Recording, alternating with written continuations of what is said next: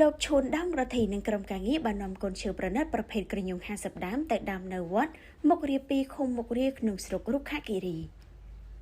អង្គការដើម្បីការពារអភិរក្សធនធានធម្មជាតិដែលមានលោកឈួងដើមរដ្ឋីជាអគ្គនាយកអង្គការបានដឹកនាំកម្លាំងមន្ត្រីក្រមអង្វាតចូលរួមដាំកូនឈើប្រភេទឈើប្រណិតក្រញូងចំនួន50ដើមដាក់ដាំនៅក្នុងបរិវេណវត្តមុខរាស្ថិតក្នុងភូមិមុខរា2ឃុំមុខរាស្រុករុក្ខគិរីខេត្តបាត់ដំបងកាលពីព្រឹកថ្ងៃសៅរ៍800ខែពិសាឆ្នាំមកមីអត្តស័កពុទ្ធសករាជ2570ត្រូវនៅថ្ងៃទី9ខែឧសភាឆ្នាំ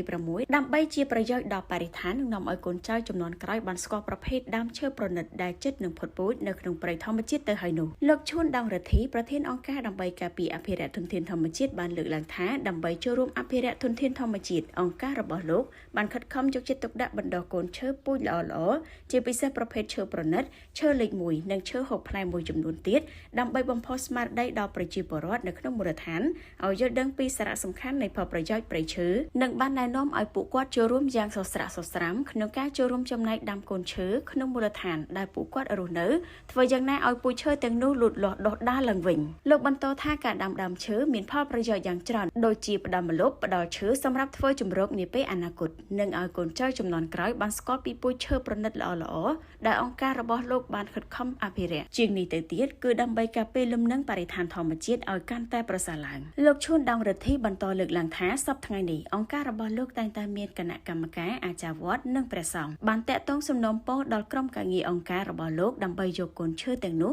ទៅដាក់ដាំនៅតាមទីវត្តអារាមនិងទីសាធារណៈផ្សេងៗយ៉ាងផុលផុសដោយសារតែយើងទាំងអស់គ្នាយល់ឃើញថាព្រៃឈើជាអាយុជីវិតរបស់មនុស្សសត្វសម្រាប់ផ្ដល់ជំរកជាម្លប់និងសោភ័ណភាពជាដើមឡាលោកបានបន្តលើកឡើងថាសប្តាហ៍ថ្ងៃនេះទាំងរូបលោកផ្ទាល់និងសហការីខិតខំបណ្ដុះកូនឈើនិងដាំដុះកូនឈើធ្វើការងារសង្គមដោយពុំមានកម្រៃថវិកាអ្វីនោះទេប៉ុន្តែដោយសារទឹកចិត្តស្រឡាញ់លើវិស័យនេះទើបលោកបំផុសដល់សហការីក្រមអវត្តក៏ដូចជាប្រជាពលរដ្ឋឲ្យចូលរួមយ៉ាងសកម្មក្នុងការដាំដុះកូនឈើទោះបីជាពុំមានថវិកាគ្រប់គ្រាន់សម្រាប់ផ្គត់ផ្គង់ក៏ដោយក៏ពួកគាត់ខិតខំក្នុងការងារនេះដោយភាពអត់ធ្មត់បំផុតជាមួយគ្នានេះលោកឈុំដងរដ្ឋីបានអំពាវនាវក៏ដូចជាសំណូមពរដល់ប្រជាពលរដ្ឋដែលបានយកកូនឈើទៅដាំដុះនៅក្នុងមូលដ្ឋានមេត្តាយកចិត្តទុកដាក់ថែរក្សាឲ្យបានល្អប្រសើរកុំដាក់ដាំចោលដើម្បីឲ្យកូនឈើលូតលាស់បានល្អនិងឆាប់ធំសម្រាប់ជាប្រយោជន៍ដល់មនុស្សជាតិទូទៅ